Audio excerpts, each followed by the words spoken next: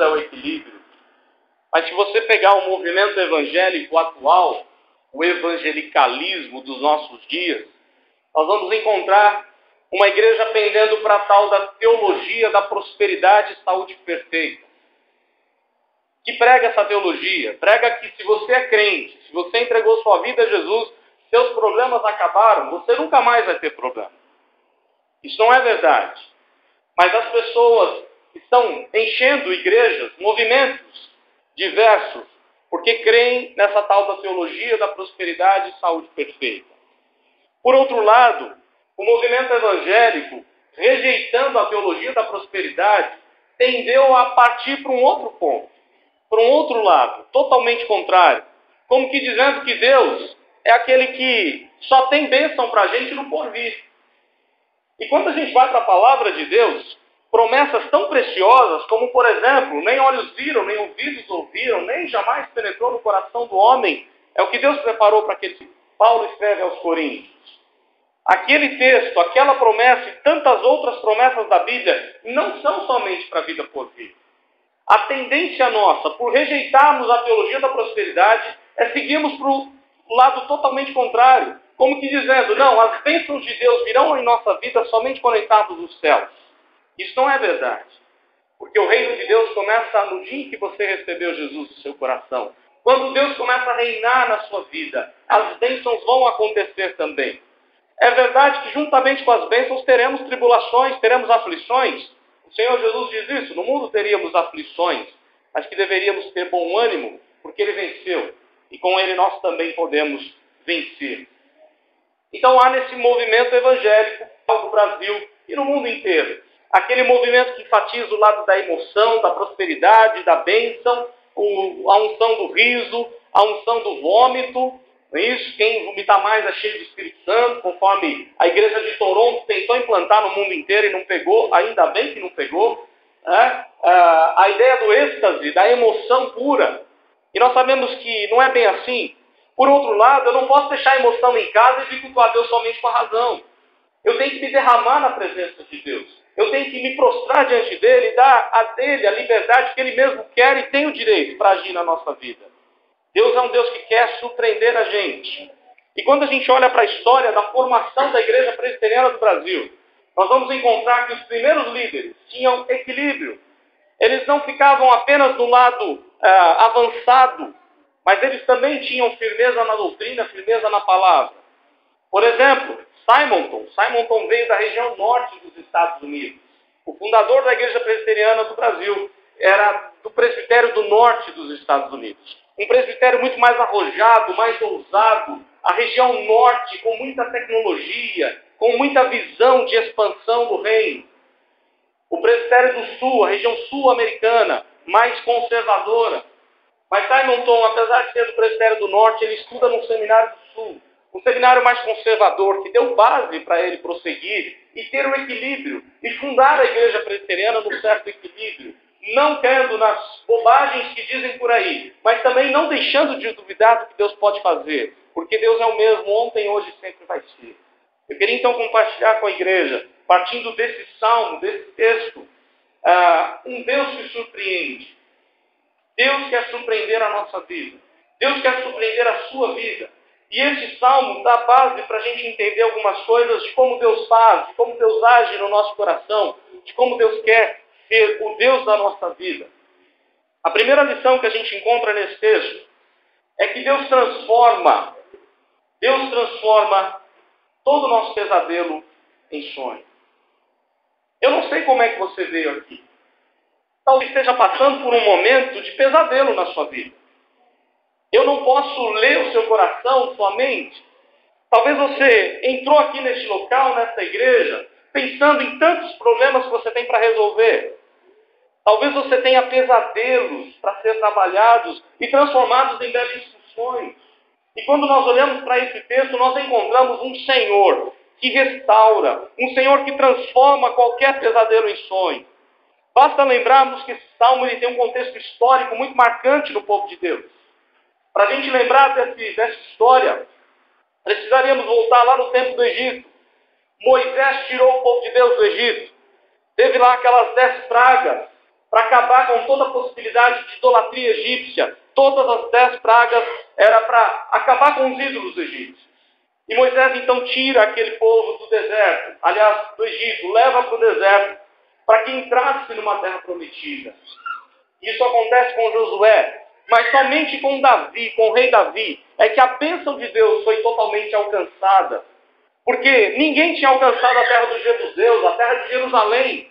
E Davi foi o único que consegue invadir os jebuseus, ou a cidade de Jebus, e torná-la a cidade santa, a cidade de Jerusalém. Foi com Davi e com Salomão que Deus deu ao seu povo toda a posse da herança, toda a bênção que ele havia prometido. No entanto, nós sabemos pela história bíblica que o povo pisou na bola. O povo esqueceu de cultuar a Deus, o povo esqueceu de confiar em Deus. E o resultado foi que Nabucodonosor invade Jerusalém por 3 vezes, acaba totalmente com a cidade, leva 1/3 cativo, 1/3 é morto a fio de espada e 1/3 é espalhado pelo mundo para nunca mais voltar. Os sonhos acabaram. A vida, os sonhos de adolescentes, de crianças, tudo foi por água abaixo.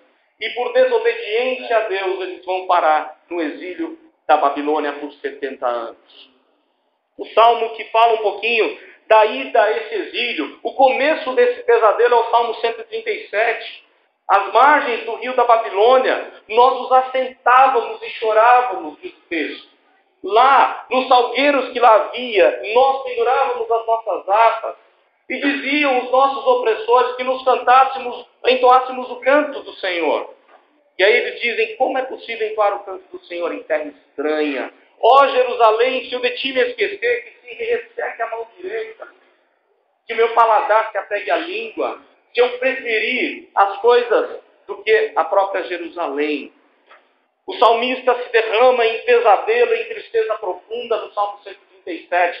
E agora o Salmo 126 é a volta do exílio. Deus quer restaurar o seu povo, Deus está trabalhando na vida do seu povo. Porque no decorrer do exílio, um homem chamado Daniel vai estudar a palavra no livro do profeta Jeremias. E ele vai encontrar ali que o exílio deveria durar 70 anos.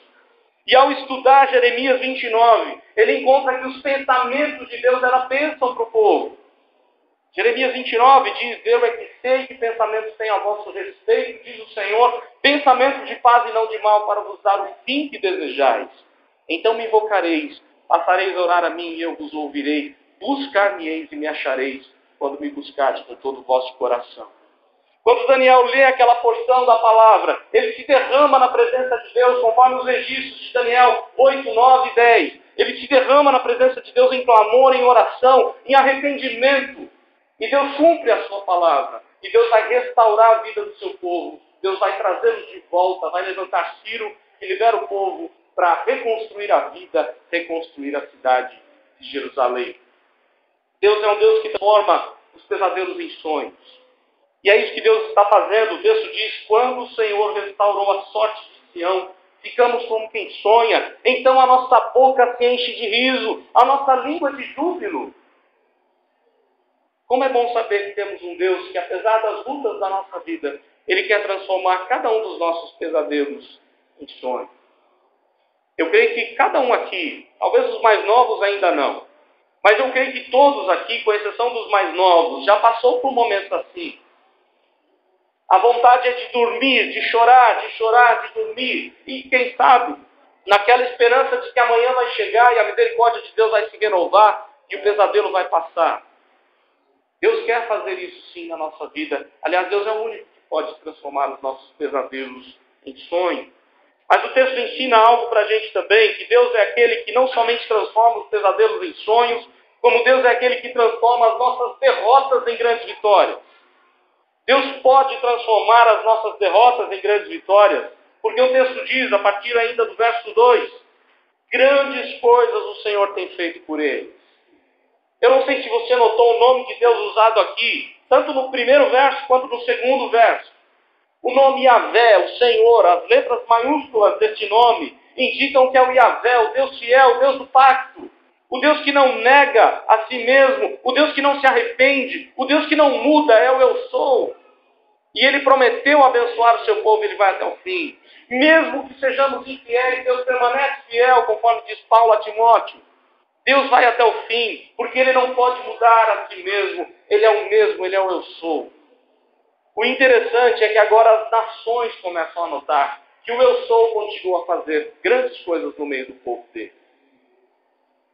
Com certeza, as lembranças das nações vizinhas era daquele Deus, o mesmo que tirou o povo do Egito, o mesmo que guiou aquele povo durante os dias, os 40 anos de deserto, um sol escaldante, mais de 40 graus, e aquele povo foi guardado por aquela nuvem, que simboliza o próprio Cristo, o Messias, a nuvem que protegia o pessoal, o povo de Deus do sol.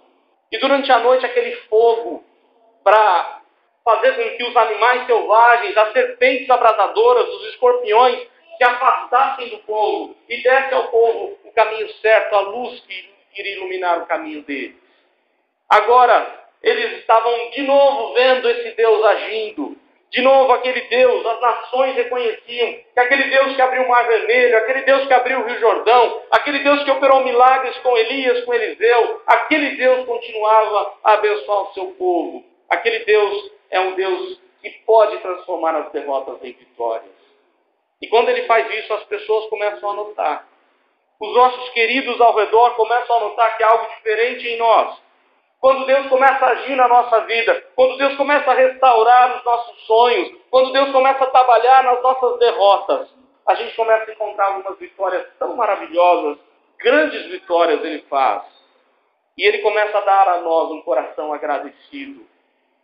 Com efeito, grandes coisas fez o Senhor por nós, por isso estamos alegres, nos diz o verso 3.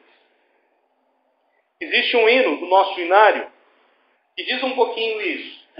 Quando você começa a contar as bênçãos de Deus, você vai ficar surpreso e ver quanto Deus já fez. A tendência nossa é nos reunirmos em uma rodinha de miséria, em contarmos somente os problemas, as tristezas, e não vemos as bênçãos de Deus acontecerem. Mas o texto ensina que a nossa confiança tem que estar naquele Deus que transforma as nossas derrotas em grandes vitórias.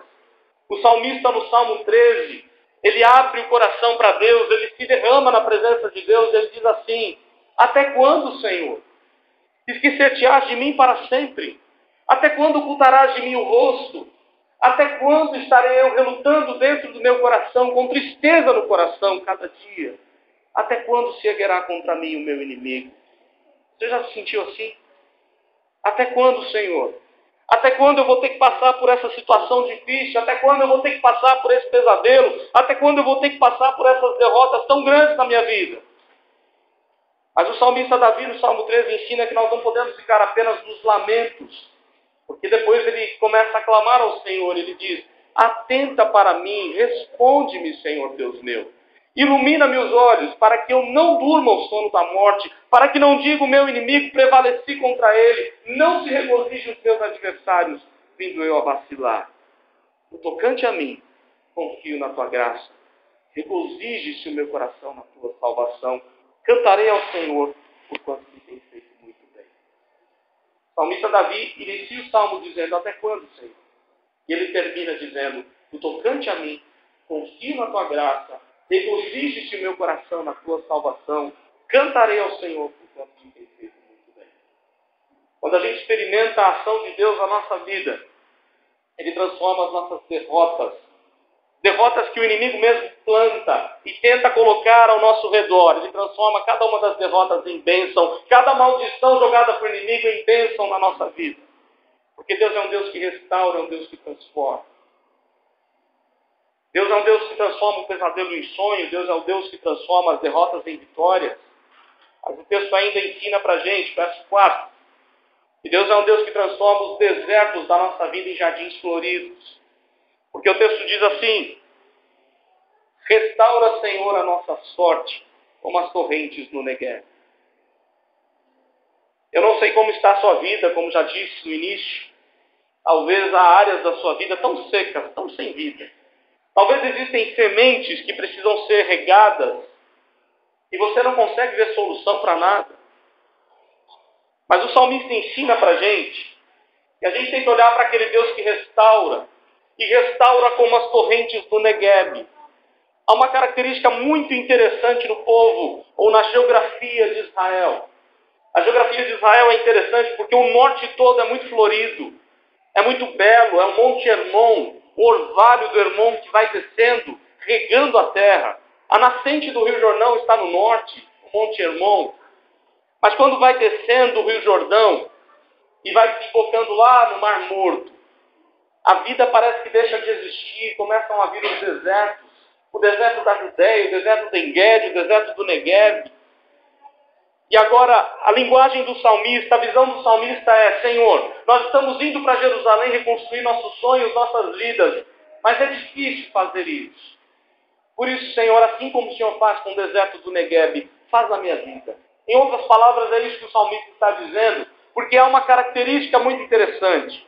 Quando começa a chover no norte, as torrentes de água inundam o deserto do Negueb. Se você estiver lá, tiver a oportunidade de ir para lá, você vai encontrar algumas placas dizendo: cuidado com as inundações. E talvez a gente meio que desavisado e achar uma piada, uma brincadeira. Como é que pode num deserto inundação, enchente? Isso não existe. Existe. Porque quando chove ao norte de Israel, as águas vêm descendo e vai transbordando, inundando aquela região tão desértica. E o que é interessante, que aquelas sementinhas que parecia que não tinha mais vida, começa a germinar, começa a brotar. E daquela sementinha nasce, daquele deserto nasce um jardim florido.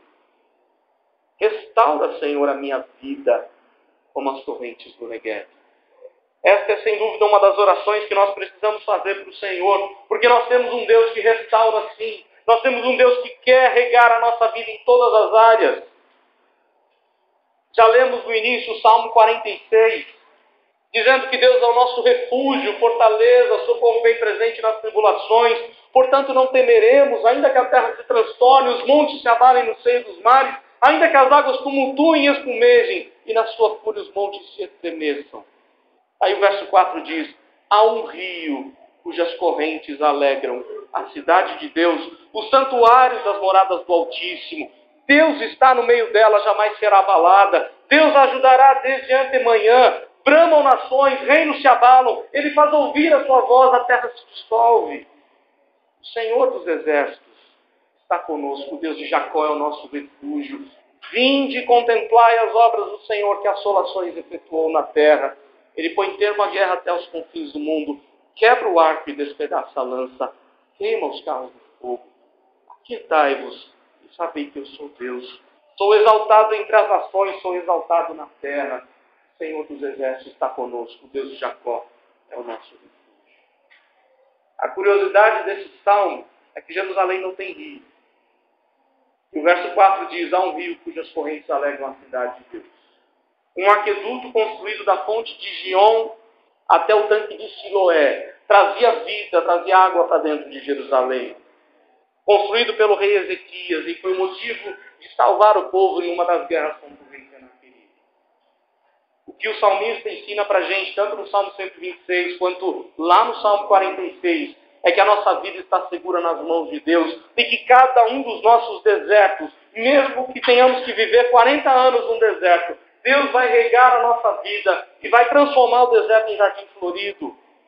Deus pode fazer isso, porque a promessa dele, a palavra de Deus em Isaías, capítulo 44, diz: eis que derramarei água sobre o sedento, torrentes sobre a terra seca, derramarei do meu espírito sobre a tua descendência e a minha bênção sobre a tua posteridade.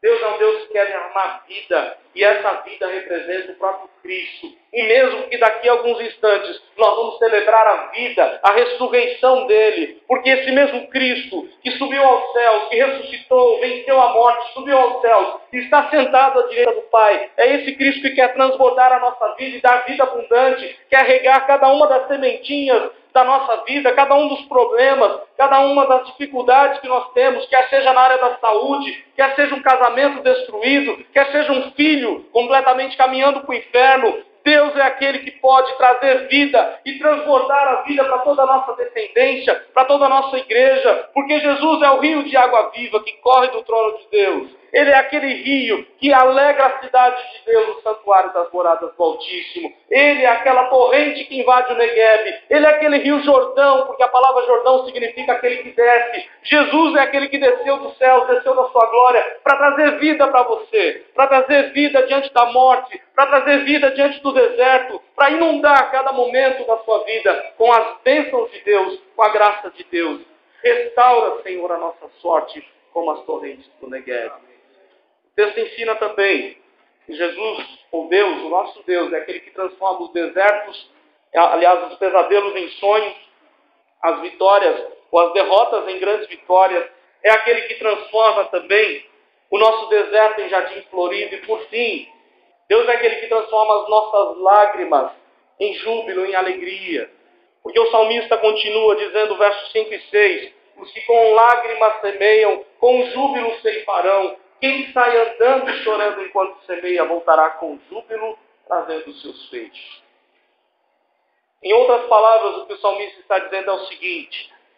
Aliás, aqui é a base de toda a agricultura de Israel. Você não vai encontrar nenhum povo que é melhor na agricultura do que o povo de Israel. Eles descobriram que se você regar a terra com gotinhas, se você regar a terra com gotas, as plantas crescem muito mais. Base do Salmo 126. Por entenderem que Deus é aquele que conhece todas as coisas. Mas o que eu queria dizer para você é o seguinte, o que o salmista ensina para a gente é que Deus transforma as suas lágrimas em bênção, em júbilo, em alegria. Porque a ideia do salmista é a seguinte, Senhor, mesmo que aquela torrente demore a chegar, mesmo que aquela torrente não venha, a torrente que já vem no deserto do Neguebe, mesmo assim, se for preciso, eu vou chorar sobre cada uma das sementinhas e vai nascer, e vai brotar, e vai trazer vida, porque os que com lágrimas semeiam vão voltar com júbilo, trazendo os seus feixes. Quantas vezes nós passamos por momentos difíceis na nossa vida? Quantas vezes há motivos de lágrimas, de choros? O salmista no Salmo 42, ele diz assim, as minhas lágrimas têm sido meu alimento dia e noite, porquanto me dizem continuamente, meu Deus, onde está? Você já passou por isso? Num momento tão difícil da sua vida, vem aqueles amigos de Jó, em vez de te abençoar, em vez de trazer uma palavra de consolo, ele pergunta, cadê o teu Deus? Teu Deus é fraco? Diante da enfermidade, diante de alguém enfermo na nossa família, vem sempre aquela pessoa dizer, mas cadê o teu Deus? Cadê a tua igreja? Cadê aquele Deus poderoso que pode transformar? Isso acontece com todos nós. E o salmista no Salmo 42 se derrama, dizendo, Senhor, as minhas lágrimas têm sido meu constante gemido. Daí ele diz, por que estás abatido a minha alma? Por que te perturbas dentro de mim? Espere Deus, pois ainda louvarei a Ele, teu auxílio, Deus meu. Ninguém sofreu mais do que o Filho de Deus. O Salmo 42 é o Salmo do sofrimento de Jesus. A mesma palavra usada lá no hebraico e no grego, do jardim do Getsemane, quando Jesus está sendo moído, espremido, é a mesma palavra usada no Salmo 42, como se Jesus estivesse recitando o Salmo e dizendo, Senhor, está difícil. As minhas lágrimas têm sido meu alimento, dia e noite. Jesus, naquela última noite em que foi traído, naquela noite de quinta-feira, ele tomou toda a nossa tristeza, toda a nossa solidão, toda a nossa situação difícil e levou para a cruz. Para que eu e você pudéssemos, mesmo passando por provações, mesmo passando por momentos difíceis da vida, jamais poderíamos passar pela tristeza que passou Jesus.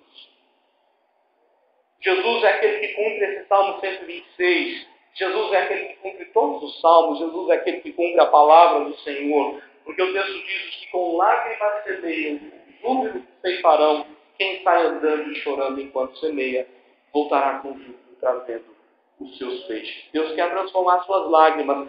Cada lágrima derramada, Deus quer transformar em júbilo, em louvor, em alegria.